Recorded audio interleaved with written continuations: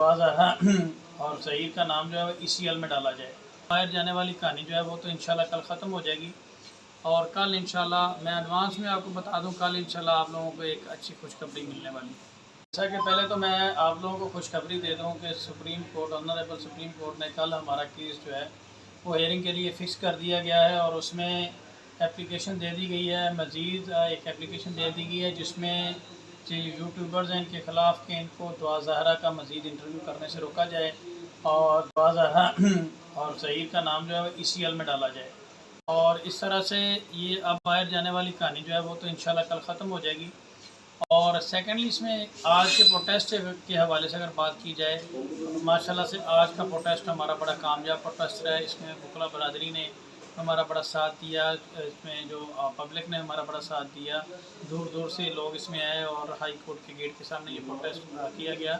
और आज के प्रोटेस्ट का हमारा मकसद सिर्फ यही था कि मेहदी भाई के साथ एक सहमति शो करना, एक हमदर्दी शो करना और ये मैसेज देना कि हम उनके साथ हैं और राइट काज के लिए खड़े हुए हैं। और इसमें मैं एक चीज़ अर्ज़ करूँगा कि ये ज़हीर एक मामूली माली है, तो मेरा तमाम इदारों से ये सवाल है कि ऐसी क्या बात है कि ये, और आम पब्लिक से भी, ऐसी क्या बात है कि एक मामूली माली के सारे काम हाई प्रोफाइल तरीके से हो जाते हैं।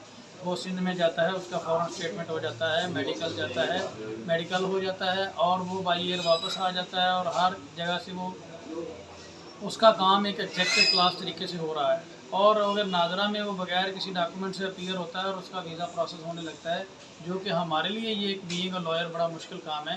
तो ये अंडरस्टूड सी बात है, ये प्योरली एक अबडक्शन का मामला है और इसमें कोई हाई लेवल के लोग इन्वॉल्व हैं, इंटरनेशनल लेवल के लोग इसमें इन्वॉल्व हैं। इसको अगर हम इंटरनेशनल कॉन्स्पिरेसी कहें तो ये गलत नहीं होगा और इसमें मैं डेफिनेट हूँ आज भी कि ये एक अबडक्शन का मामला है और इंशाल्लाह अब हम सुप्रीम कोर्ट में हैं और इसमें अल्लाह ताला हमारी मदद करेगा और पॉजिटिव रिस्पॉन्स आएगा। और क्योंकि इस केस में आपने डे वन से देखा कि अदालती प्रोसीडिंग से भागने की बार बार कोशिश की गई है।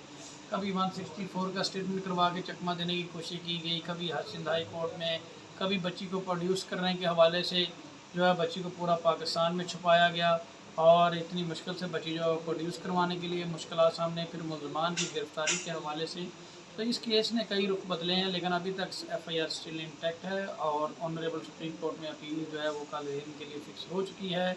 और इंशाल्लाह आप तमाम लोगों से ये मेरी रिक्वेस्ट है कि ये मामला सिर्फ मेहदी भाई का नहीं है, एक बाप का मामला है जो पूरे पाकिस्तान की बेटियों के लिए सर्वाइव कर रहा है।